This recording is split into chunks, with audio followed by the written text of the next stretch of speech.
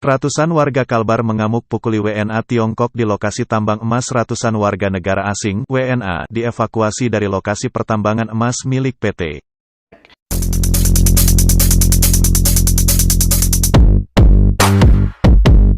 Terima kasih Anda telah klik video ini. Sebelum lanjut video ini, jangan lupa pastikan Anda menekan tombol like dan subscribe. Karena subscribe itu gratis, dan nyalakan tombol loncengnya, agar tidak ketinggalan video menarik berikutnya. Karena di sini membahas informasi-informasi seputar selebritis, tempat bersejarah, orang-orang terkenal, kejadian-kejadian aneh dan lain-lain. Terima kasih. Sultan Rafli Mandiri, SRM, di Dusun Muatan Batu, Desa Nangak Lampai, Kecamatan Tumbang Titi, Kabupaten Ketapang, Kalimantan Barat, Kamis, 17/9, malam. WNA asal Tiongkok tersebut terpaksa dievakuasi ke kota Ketapang akibat kerusuhan yang terjadi di lokasi perusahaan tersebut pada Kamis, 17/9, siang. Evakuasi berlangsung dramatis di tengah kepungan ratusan orang. Massa yang terlanjur emosi mengejar dan memukuli WNA meski dihadang oleh polisi. Ratusan WNA tersebut berhasil dievakuasi menggunakan 4 truk, termasuk 1 truk milik Polres. Selanjutnya, para WNA tersebut ditempatkan di sejumlah hotel di kota Ketapang di bawah penjagaan polisi. Diberitakan pontianakpost.co.id, kerusuhan di lokasi PT. SRM tersebut terjadi setelah ratusan orang dari 4 desa mendatangi lokasi penambangan. Kedatangan massa itu merupakan buntut dari sengketa lahan antara ahli waris dengan pihak perusahaan yang tidak kunjung selesai. Emosi massa memuncak setelah pihak perusahaan kembali mengoperasikan perusahaan setelah sebelumnya disepakati tidak akan mengoperasikan mesin-mesin sebelum ganti rugi dilakukan. Selain itu, masyarakat juga kesal dengan ulah oknum perusahaan yang menyalahgunakan tanda tangan warga. Warga diminta untuk menandatangani bukti pemberian bantuan yang diberikan oleh perusahaan, namun kenyataannya tanda tangan tersebut dijadikan sebagai dasar oleh perusahaan untuk kembali mengoperasikan mesin-mesin. Mengetahui tanda tangannya disalahgunakan, masyarakat dari Desa Kelampai, Desa Jungkal, Desa Pemuatan Jaya dan Desa Segarwangi mendatangi perusahaan. Massa langsung merangsek masuk secara paksa ke dalam perusahaan dengan merusak pintu gerbang. Mereka mencoba mematikan mesin tambang yang dioperasikan kembali oleh perusahaan. Suasana mencekam tak dapat dielakkan. Massa yang emosi kemudian melakukan sweeping ke dalam perusahaan dan barak karyawan. Amukan massa semakin tak kendali ketika menemukan ratusan WNA yang berada dalam kamp karyawan. Warga merusak bangunan dan barang-barang di dalam kawasan perusahaan. Massa juga memukuli sejumlah WNA. Aparat kepolisian yang berada di lokasi kejadian tidak berbuat banyak karena kalah jumlah. Polisi hanya mencoba menenangkan massa yang emosi serta mengamankan sejumlah WNA yang belum sempat melarikan diri. Setelah dilakukan penyisiran ke beberapa tempat di sekitar perusahaan, sebanyak 128 WNA berhasil dikumpulkan dan kemudian dibawa ke kota Ketapang menggunakan 4 truk. Ahli waris lahan yang digunakan oleh PT. SRM, Imran, mengatakan sengketa lahan tersebut telah berlangsung cukup lama. Namun, sampai saat ini tidak ada itikat baik dari perusahaan untuk menyelesaikan ganti rugi lahan. Sampai hari ini tidak ada penyelesaian. Kemarin sudah ada kesepakatan antara kami dengan perusahaan.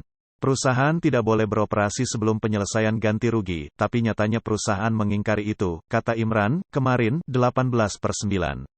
Dia menjelaskan, ada sejumlah lahan milik keluarganya yang memiliki SKT terbitan tahun 1962. Namun, lahan tersebut dibeli oleh perusahaan melalui oknum warga desa dengan membuat SKT baru. Selain itu, banyak lahan yang sudah memiliki sertifikat, namun belum diganti rugi oleh perusahaan. Imran berharap agar pihak perusahaan, termasuk Direktur PT SRM, melakukan ganti rugi. Bahkan, upayanya untuk menyelesaikan permasalahan ini tidak pernah digubris oleh perusahaan. Lahan yang kami persoalkan sesuai pengukuran sendiri ada sekitar 85% wilayah perusahaan masuk ke dalam lahan ahli waris, jelasnya.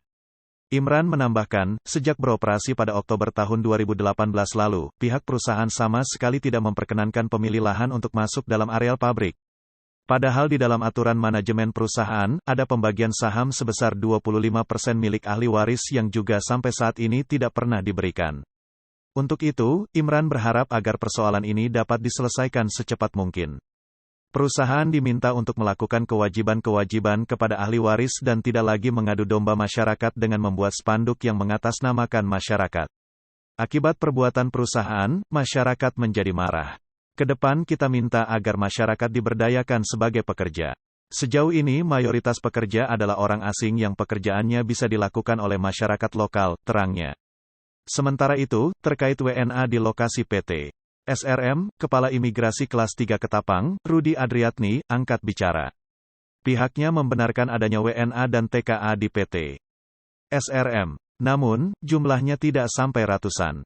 Berdasarkan data yang dimilikinya, hanya ada 80-an TKA di lokasi PT SRM. Yang terdata di kami itu hanya sekitar 80-an orang saja, katanya, 18/9.